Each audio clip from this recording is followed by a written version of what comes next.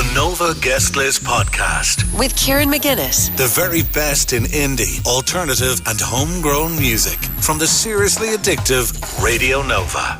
That is the brilliant Cormac O Caoimh on Radio Nova. The song is Where the World Begins. Released a couple of weeks ago, months ago maybe, and it just came in, and I really like Cormac's stuff. His last album, Swim, Crawl, Walk, Run, played tracks off that as well. But this one, there's just a depth to the new album. Where the World Begins is the album as well. That's the title track, and we're very, very lucky to chat to Cormac live from Cork right now. How you doing, Cormac? Great. Thanks a million for having me, Kieran. Delighted to be chatting to you. No bother. So your sixth album, Where the World Begins, came out the week before last. How does it feel to have it out? It's a kind of a relief in some ways. You'd know that yourself. It was ready ages ago. It was ready in December of 2022, and I had kind of dates like February to launch, and then I had May, then I had September, and I kept putting it off.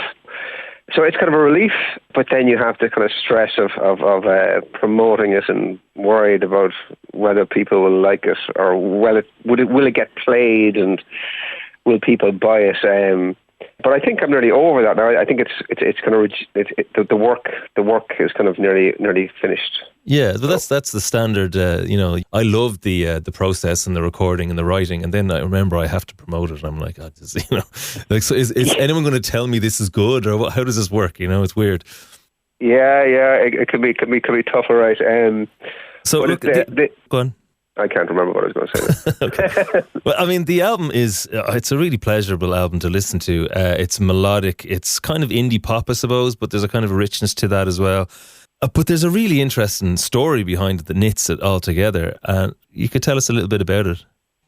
I don't want to necessarily go a lot about the story, but the story, in short and simple, is I had my child in mind when I was writing all the songs. And I have a child who's got autism. I don't necessarily want to talk about him personally or talk about my situation, but that is where the songs initially came from.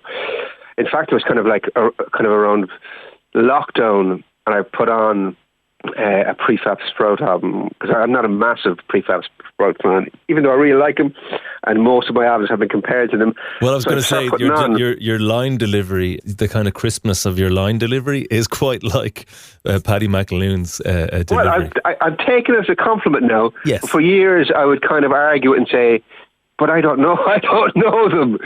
But I listened to Swoon, and I was going, yeah, that kind of does sound like me. But I wasn't a massive fan, and I put it on, and the first song came on, and it was like really, beautiful pop. But I just found myself going, I don't really have any interest of finishing it, because it didn't connect to me. So I need to write something that is kind of more to do with my head at the moment. And like concept albums throughout the years, they're like, kind of just had in my head to have him in mind. Yeah. Some are not directly related to me or my situation. Some are. A lot of them are just love songs, really. Love songs to him, Yeah, but it sounds, it sounds like it's really personal, and I don't necessarily need to know exactly what the details of your personal life are, but it's welcoming enough that I can take it in and relate it to mine, because I've got kids, and there's various things going on there as well, and I connect with a lot of the personal stories in it, and the kind of I think it's really interesting how you have a balance of the positive stuff of parenthood and the love of that, and also the negative stuff in a really kind of direct way. It's interesting how direct some of the lyrics kind of come across as. Some of them are quite direct, yeah, and I'm glad you said it, because I was worried about putting it out there, but the nicest thing to get back, I got a lot of private messages of parents who have autistic kids, but there was a lot of parents who don't, or people who had no kids at all. And people were relating to it, even if they didn't know the backstory, which that was the goal as well. That it could connect with people even if they don't know the story, because I didn't particularly want to go into the story. Yeah, really, But I think like every songwriter wants to be able to say, "Here's my songs. I know why I wrote them, but maybe you'll take them into your own life, I suppose." And exactly, exactly. And some of them I was very worried about two in particular. There's a song called Jealousy, and there's a song called When Someone Says It Must Be Hard. I have to sing it to remember the title. Because they were kind of written about a very, very small moment in time, like a very fleeting moment. And like you probably know yourself, a lot of songs about anything, people always assume they're personal, if you write in the first person. And some of them may not be. So with those two, everyone's assumed this is you kind of bearing your soul. And it was kind of just me writing a song about a couple of seconds, feelings that I had for a couple of seconds, but that I don't have for 99% of the time, And then you're putting it out there and it sounds like this is how you feel. Well, it may not be how you feel all the time. Oh, totally. I released an album a couple of years ago, and there's a song on it called Am I Done? And it's quite stark, but it was a feeling that I had at a point. Wrote a song at that point, and I got the feeling that I wanted to put across. But then when I went out to the album, I had people going, "Is everything okay?"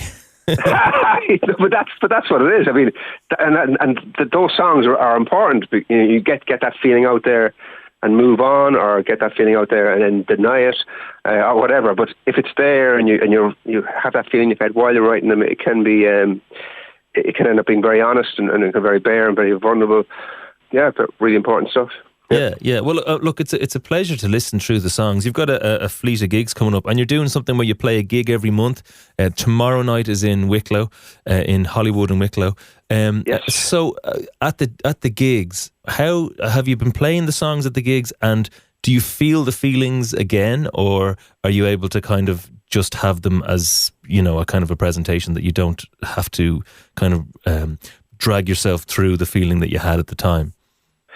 I'd normally be good at that kind of, disassociating myself from the song some way and perform them. I find it hard with these ones, to be honest. Singing about 5 or 6, and I just sing them all together in one block, and I kind of don't really talk about them. But when I talk nonsense about all the other songs, whatever. Yeah. So I'm not doing a full album. Like for other gigs and other albums, I was playing the whole album. When a new album came out, I was playing the whole lot. But I'm kind of just doing a collection of little bits from all the albums, and it kind of works out quite nice. Yeah. Well, look, one of the standout songs on the album, and I think I'd love to hear your thoughts on it. A Good Place for You. I think it's the second track on the album. Can you tell us a little bit about that before we play it? That one. That was probably the only song I cried while writing, or the only one I'm admitting to doing that. Maybe I cried after some of them, going, "This is brutal."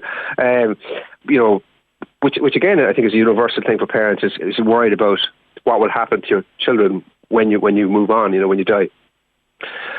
So that was kind of hard one to write, but I think it's a thing that a lot of parents will feel, but it probably is harder if you know your child won't have an independent life, Yeah. Well, look, it's a gorgeous song, A Good Place for You. We're going to play it now in a second. Cormac, thanks so much for chatting to us about the album. The album is called Where the World Begins. It's out now, and go and check out the gigs that are coming up, as I say, tomorrow night in Wicklow, if anyone in Dublin is around for that as well. Congratulations on the album, and thanks for chatting to us today. Thanks a million. Thanks for having me. Thanks. Cormac O Caoimh is the name of the artist. The song is A Good Place for You, and this is Radio Nova. The Nova Guest List Podcast with Kieran McGuinness. The very best in indie, alternative and homegrown music from the seriously addictive Radio Nova.